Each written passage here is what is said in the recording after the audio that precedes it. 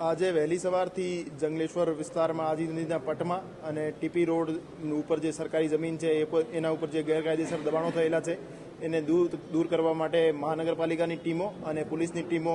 વહેલી સવારથી લાગેલી હતી। આખા વિસ્તારને 7 એરિયામાં વહેંચી દેવામાં આવેલ હતો અને 7 એરિયામાં મનપાની ટીમોની સાથે અમારી પોલીસની ટીમો સાધન સામગ્રી સાથે અને તમામ એન્ટી રાઇટ્સ ગિયર સાથે તૈનાત હતી અને છેલ્લા ઘણા દિવસોથી મનપાની ટીમો દ્વારા અને પોલીસની ટીમો દ્વારા ઘરે ઘરે જઈ દરેક રહેવાસીને દરેક દબાણકર્તાને સમજાવવામાં આવતા હતા। એના લીધે મોટાભાગના જે દબાણકર્તાઓ છે એને સ્વૈચ્છિક રીતે પોતાના દબાણ તોડી પાડ્યા હતા અને બાકીના જે દબાણકર્તા હતા પોતાની રીતે પોતાનો સામાન લઈ જતા રહ્યા હતા। તો પોલીસ સાથે ઘર્ષણનો અથવા તંત્ર સાથે ઘર્ષણનો એક પણ કોઈ બનાવ બનેલ નથી